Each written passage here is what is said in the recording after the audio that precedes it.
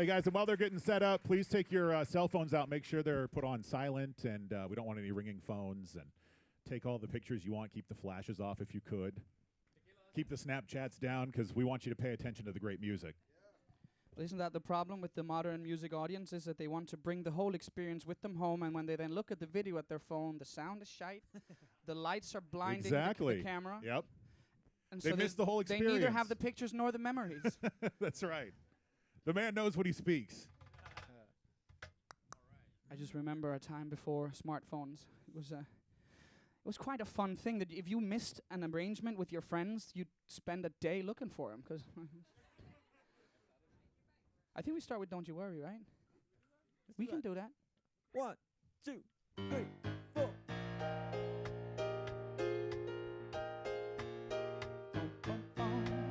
You can turn me up a tiny bit, my monitor, please. Hey, my friend, how you been? What are you going through? What is this trouble that's troubling you? He tried to turn the thing around and ask me how I've been. I said I really don't know where to begin. Hey, bro, I saw my life come crashing down. I crawled, I walked, I'm flying now. I found my strength on my knees. Don't you worry about me. Don't you worry about me. Don't you worry about me. Don't you worry about me.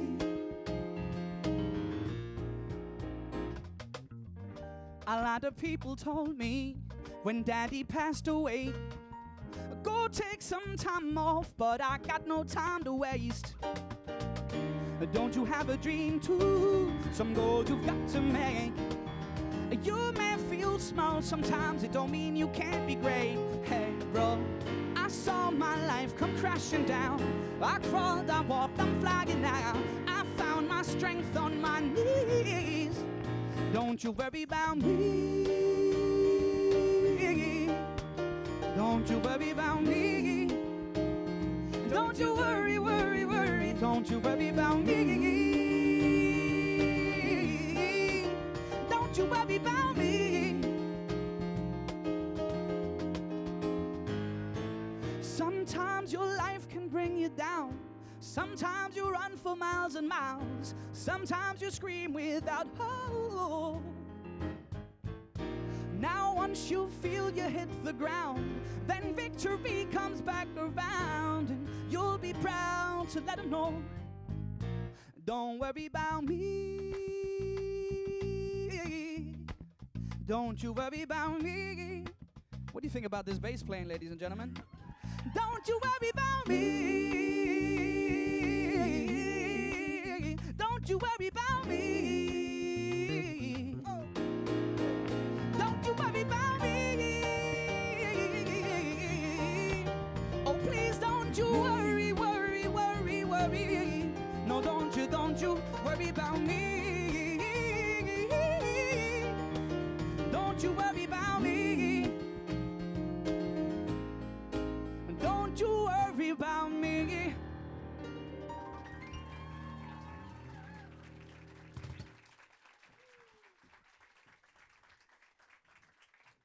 Thank you very much. That's the happy song I wrote about my father being dead. But a lot of people kept coming up to me at home. Can we turn that AC down again? It's just pretty annoying. It's blowing straight onto my face. And I'm trying to sing. The colder I get, the worse I sing.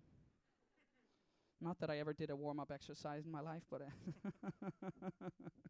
but no, a lot of people kept asking me why, like, oh, you should take more time off, and you should go see your mom. And I'm like, so dude, you have a family of your own, right? You have your own mom? Yeah. You go take care of your family, and I'll take care of my family. And we wrote this Don't You Worry About Me song because you can be happy and sad at the same time. I mean, bad stuff can happen in your life, but that shouldn't rob you of the joy of having a song out in the whole world, for example. And I just think it's important to tell anybody who's listening to us that, yeah, we can be happy and sad at the same time, and so can you, if anyone was in doubt about that. So, from a song about daddy to a song about mommy, Because Mommy, she's still here. She's probably going to live as long as her own mom, who is still driving a car at 90. When I'm at the I visit my granny, that she's got like lunch table lined up, and she's like, "Do I need to wash any of your clothes, Lucas?" I'm like, "But Mom, Granny, I just got here." She's like, "You're on the road a lot. You could have had some dirty laundry in your suitcase. I can wash it for you."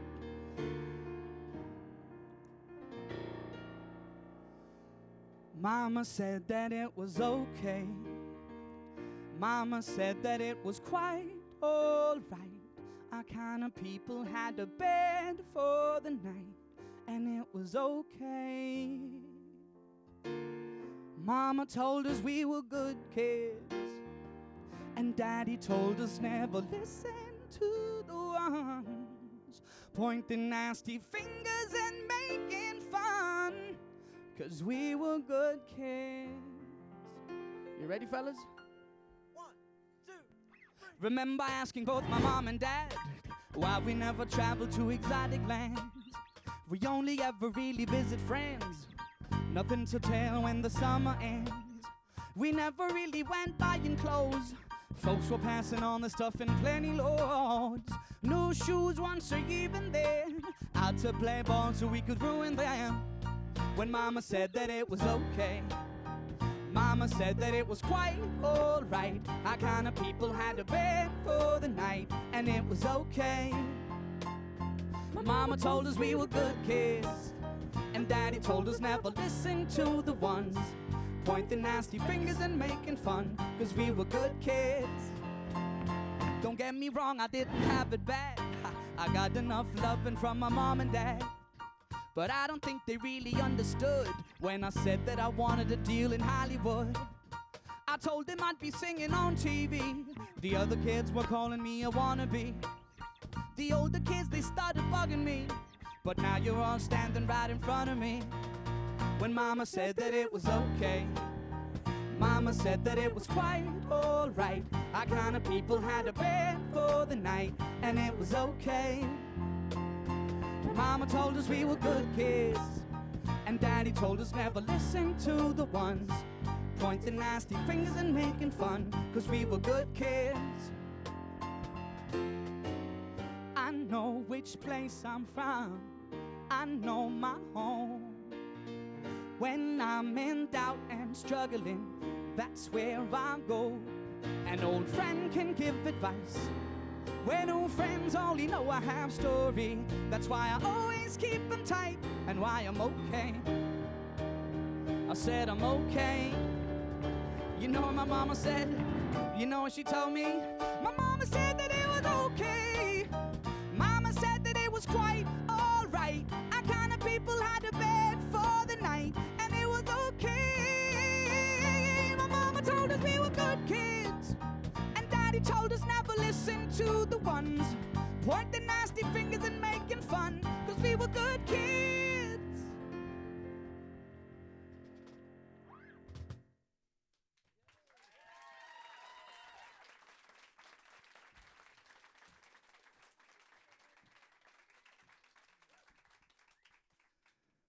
So yeah, that song is about growing up and wearing secondhand clothes and eating leftovers, meatloaf with not a lot of meat. And yeah, to me that's a very special thing, because I didn't know we were poor until I was an adult. I didn't really get the whole poor thing, because from my experience, I grew up one of the richest people on earth, because my mom and dad stayed together until my papa died. I have 2 amazing sisters, and my mom and dad never pushed me to music. They just supported me when I said I wanted to do it. And of course, my mama cried when I dropped out of law school. And my dad was sitting there looking very stern. Listen to your mother. And when my mom had gone to bed, he was like, don't listen to your mother. I shouldn't have listened to my mother. I have a master's degree in history and politics. I worked with furniture my whole life, God damn it. Go tour. So this last song, I guess, is the reason why we're here. And it's also a song about how did I grow up and how did my mom and dad influence the way I look at the world. Before we start that one, we have Mr. Casper here on the keys. We've got Mr. Magnum on the bass. We got Love Stick on the drums back here. Well, Caron. usually he's on the drums. Now he's on a box. And I'm Lucas, but we are Lucas Graham. Thank you very much for wanting to listen to our music, ladies and gentlemen.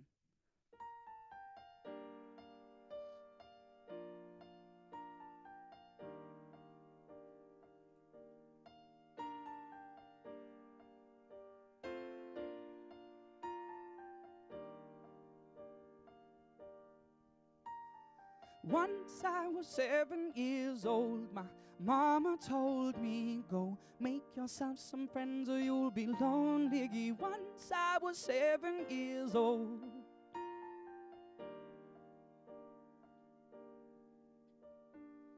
It was a big, big world, but we thought we were bigger.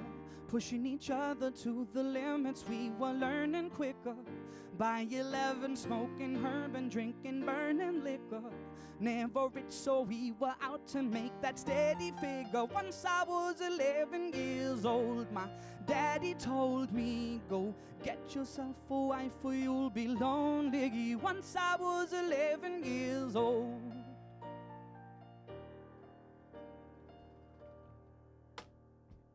I always had that dream like my daddy before me. So I started writing songs, I started writing stories. Something about this glory just always seemed to bore me. 'Cause only those I really love will ever really know me. Once I was 20 years old, my story got told. Before the morning sun when life was lonely. Once I was 20 years old.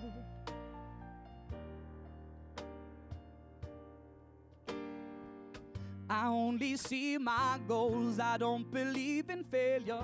'Cause I know the smallest voices, they can make it major. I got my boys with me, at least those in favor. And if we don't meet before I leave, I hope I'll see you later. Once I was 20 years old, my story got told. I was writing about everything I saw before me. Once I was 20 years old.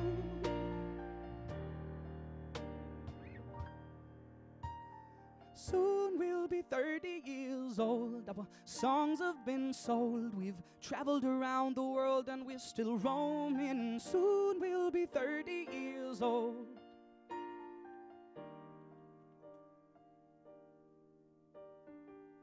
I'm still learning about life. My woman brought children for me, so I can sing them all my songs and I can tell them stories. Most of my boys are with me, some are still out seeking glory. Some I had to leave behind, my brother, I'm still sorry. Soon I'll be 60 years old. My daddy got 61. Remember life and then your life becomes a better one.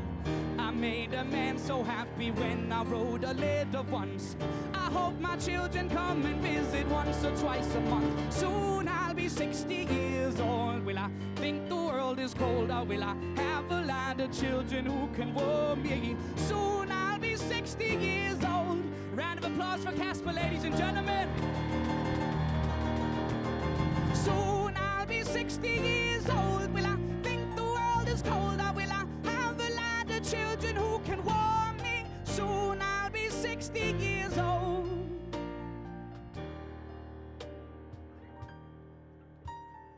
Once I was 7 years old, my mama told me, go make yourself some friends or you'll be lonely. Once I was 7 years old. You did this on purpose, didn't you? Just to look cool. Once I was 7 years old. We don't need a stand anymore. I think the new thing is gonna be you like with a pillow. Just sit up like. Listen, I know the tour just started. We're going to need to change the rider. Reinforced keyboard stands for 7 years because he gets into it. Give it up for them, guys. Lucas Graham. Yeah, that was amazing.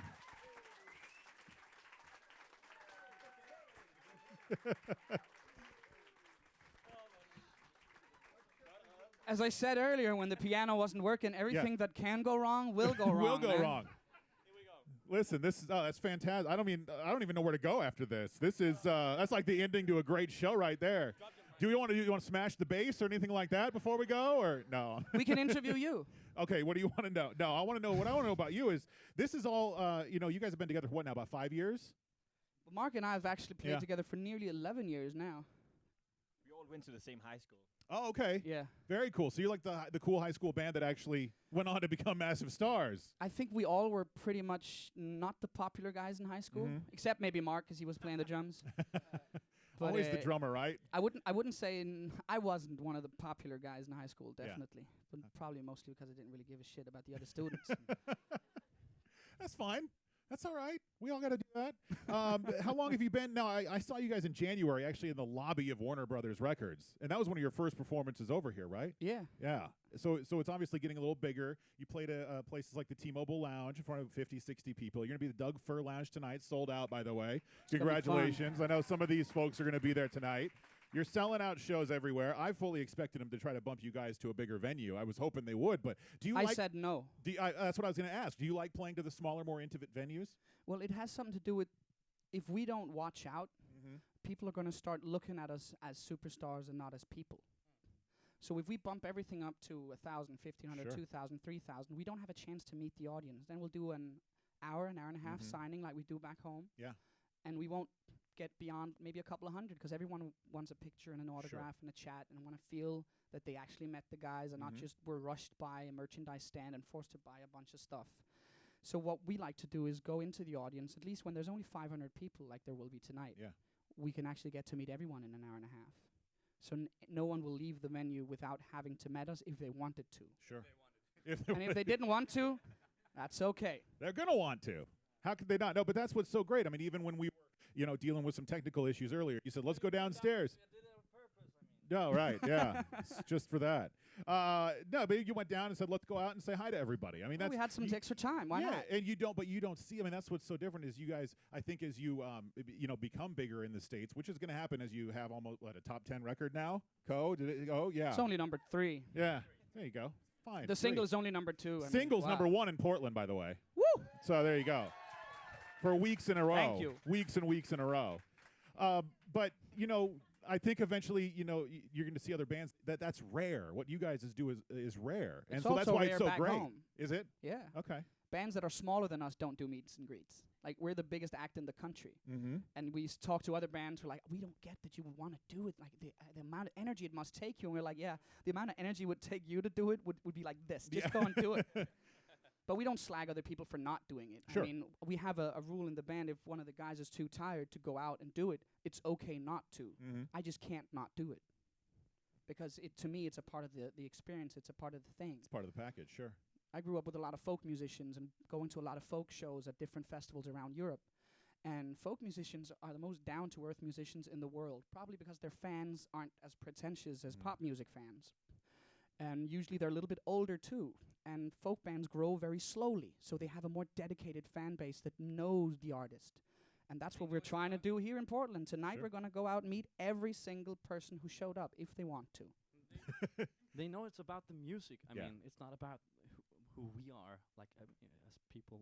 We're just the delivery guys, I guess. We're just the lucky guys who get to do this for a living and get to write songs that are meaningful to us and therefore also are meaningful to the people listening. Very nice. I like that. How do you guys not? I mean, does everyone like them more now that they've sat here and witnessed this whole thing? We liked them all before, but now it's even more so. All right, so one last question. You're fairly new to the States. What's one thing that you come here and you're like, what the hell? Like, why do they do that in this country? Do you have anything specific that you go back home and go, you wouldn't believe what they do in the United States? You guys have this blubbery dessert called Jell-O? Yes. Do anyone here eat it? It's usually like once a year on a holiday, your No, grandma because- makes it for something, right? Hands up, who eats Jell-O? That's a lot. The first time I saw Jell-O, I was like, okay. And I was like, okay, for how long will this vibrate? And I poked it. And I was amazed. 3 hours later, it was still going. I say, yeah. You guys could go on stage, come back, it'll still be moving back and forth, yeah. No, I have to say there are like the sizes of coffee cups. It's like, hi, can I have a small cappuccino? You're like walking away with half a gallon. And you're like, is there even coffee in this cup of milk? Such a, Jello and coffee. That's easy. We can fix that, I think. Well, we're from a tiny country of 5.5 million people. Mhm. Tiny cups and very big people. Like, we're small where we're from. We're considered tiny people where we're from. Everyone's Wow, like, okay. "Hey, Thomas." Vikings, yeah. He's like a medium man. Wow, okay. Yeah. and our country, it's so easy to get organic produce. We're the most organic eating country in the world.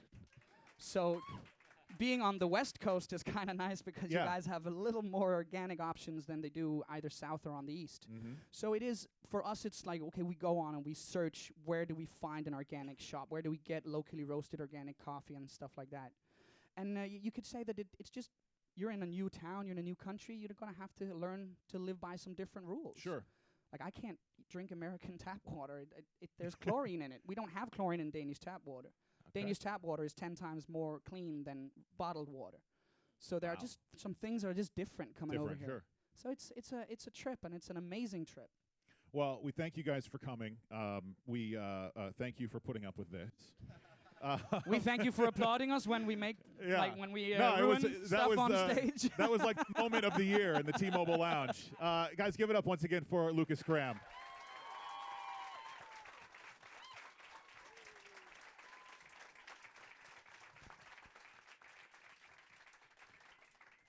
You Thank guys you are very done much if for you coming. like, yeah. Head on out, relax, and I know many of the people in this room will be seeing you tonight at the Doug Fur Lounge. Seeing you again. And thank you guys for coming too. Hang out in here for just a minute. By the way, all the pictures we took out there are going to be on the website, z100portland.com, very soon. I know they're being uploaded as we speak, so just give it another half hour or so. By the time you get home, you should check for it, and they should be there. You can download those, all right? And thanks again for putting up with the delay, and I'm glad you got to see a once-in-a-lifetime show where a keyboard fell down. Thank you for listening to Z100 and for being here in the T-Mobile Lounge today, guys. Appreciate it.